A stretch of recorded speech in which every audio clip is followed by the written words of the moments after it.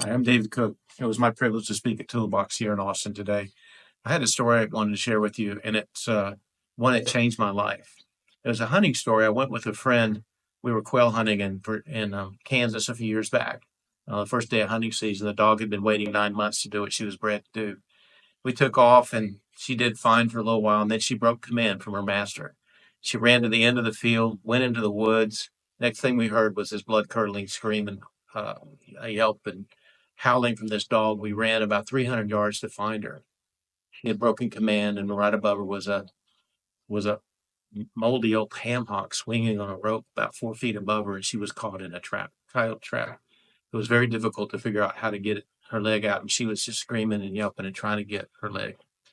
I saw John as he dropped his shotgun and looked down at her, and he crammed his hand into the trap and freed her leg. And now John was stuck. And that dog sat right next to John and watched him. Now he's in pain. His hand's turning white. It's bleeding. He said, "David, help." I finally found a log and rolled under there, found the mechanism, and it took a long time to figure this out. We opened that trap and let him out. He said, "Dave, I think my hand's broken. We need to go."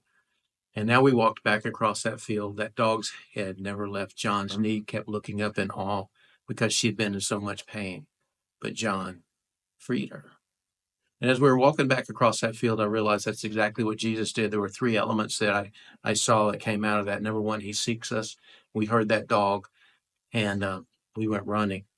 And John saw his dog trapped, and he placed himself in that trap and let the dog free.